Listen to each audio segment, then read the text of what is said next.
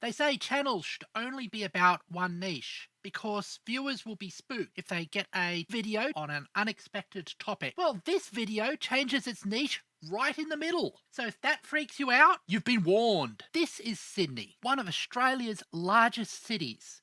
And this is the central business district of Sydney, a powerhouse of economic production and close to Sydney's scenic harbours. But this isn't a video about the wealthy, powerful part of Sydney. This is a story about the unfortunate consequences of 3 wars, government policy lacking foresight, and HVAC systems. The inner and eastern suburbs of Sydney are ridiculously expensive, thanks to them being close to the economic centre of Sydney and having wonderful view. Further, you go west from the CBD and the employment opportunities that the city provides, the price of housing drops until you reach the region of Sydney called the western suburbs, or simply the West, and the people who live in these suburbs called Westies.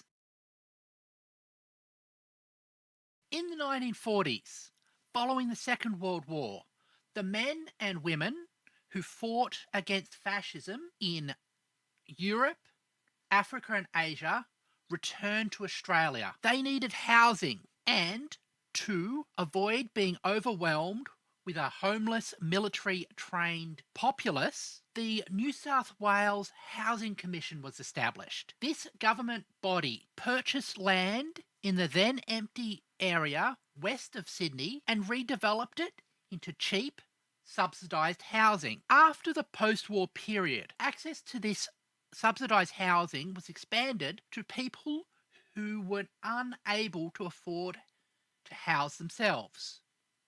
Until the 1980s, most housing commission homes were concentrated in the West, in particular around areas of Blacktown, a name that is actually more racist than you would initially guess, as it was named after a school for Aboriginal children who the government had kidnapped from their parents, and the neighbouring suburb of Rooty Hill, a hill named for the wheat that used to be grown there, that was sent to India to be made into bread, or in Hindi, roti. Or alternatively, it might have been named that way because the hill had a lot of roots in it. Now, the more attentive of you might think that concentrating a whole lot of economically vulnerable people into a small area of underserviced suburbs might have some negative consequences.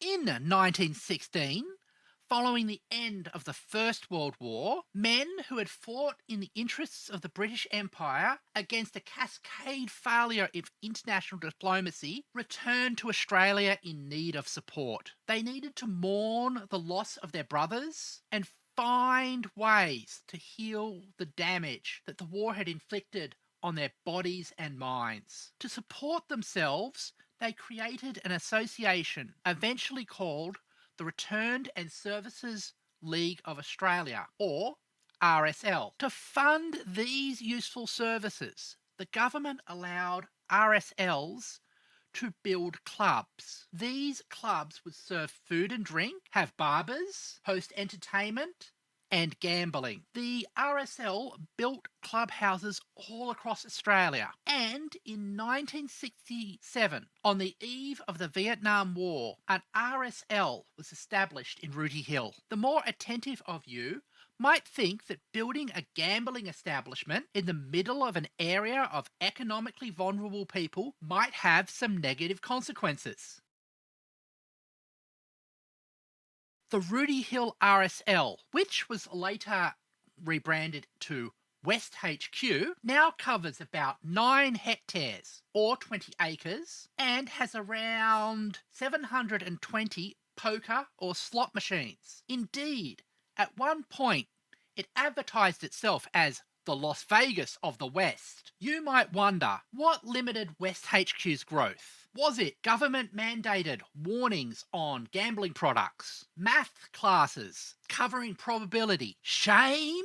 No. The reason West HQ has had trouble growing bigger is because there's simply not enough electrical capacity in the suburban power grid to support their demands. It is simply infeasible to lay more power lines through people's backyards to power this monstrosity of a building. So, rather than that, West HQ has built an entire power plant on site in order to satisfy their power demands.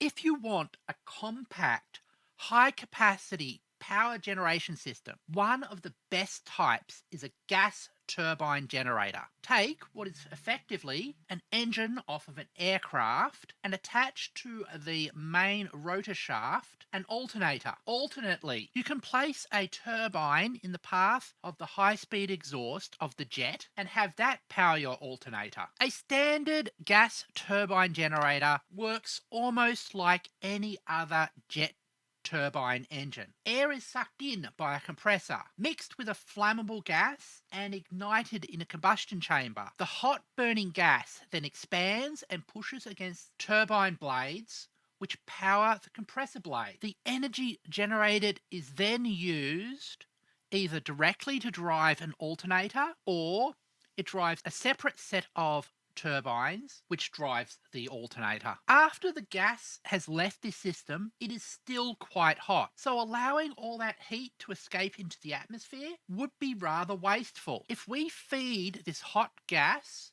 through a heat exchanger, we can use it to heat and even boil water. This hot water then can be used to supply hot water to taps and showers, heated swimming pools in the aquatic centre, and it can even be used for central heating. But Western Sydney has a humid, subtropical climate with temperatures going up to 33 degrees C in the summer, that's 91 Fahrenheit, and down to 12 C in the winter, that's 54 Fahrenheit. There is a bigger need for cooling than for heating. But can we turn warmth into coolth? And yes, coolth is a real word. I was taught that word by a professor specialising in air conditioning technology. An example of such a system that can make use of waste heat utilises the fact that gas expanding into a low pressure chamber will cool down. So if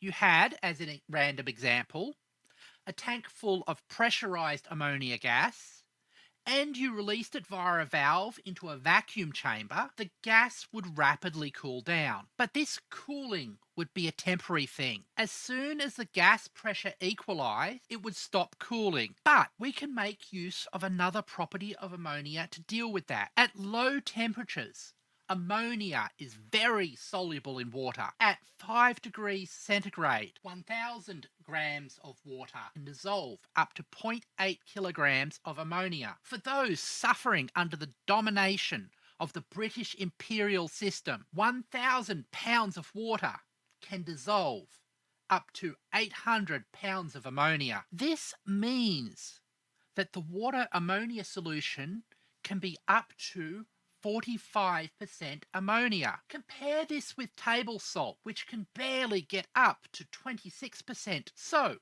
if we keep spraying water into the chamber, the ammonia will get sucked out of its gaseous form and into the water, keeping the pressure low inside the chamber.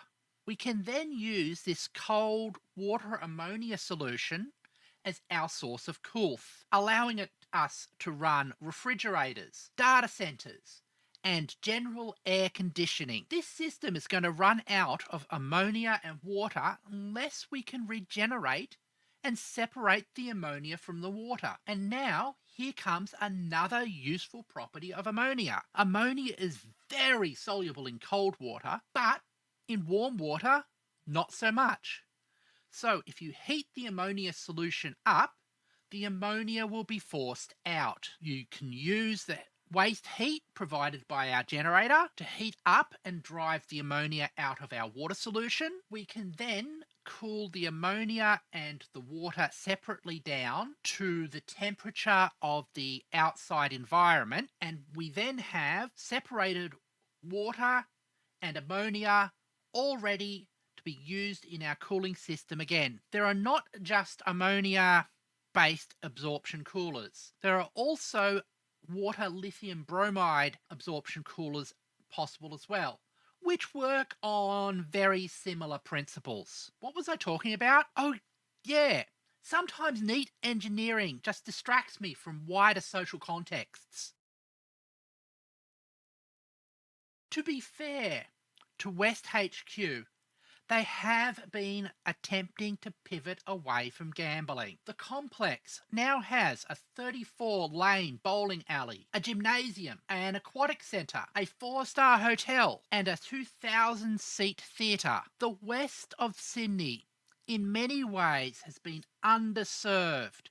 So, a general entertainment precinct, like what West HQ seems to be trying to become, with good access to public transport, could be quite beneficial. The use of trigeneration technology by West HQ also has resulted in a net reduction in greenhouse gas emissions. And by proving the utility of trigeneration, West HQ has made these systems more popular in New South Wales. West HQ even left the morally dubious Clubs New South Wales lobbying group. Please note, the term morally dubious is a completely subjective opinion based entirely on my own personal moral views and is not a statement of any objective fact. A group that has attempted legal action in order to silence the YouTuber Friendly Geordies. On the other hand, from some of the financial records I could find, West HQ still makes 68% of its income from gambling. These type of financial records, which became public only after being fined for illegally attempting to hide them from journalists. In a way, West HQ seems to have become as addicted to gambling as the people that it is exploiting. Recovery from addiction like this is a difficult process. But do you know what isn't a difficult process? Subscribing to my channel. Thank you everybody for watching, and I hope to see you again. Bye-bye.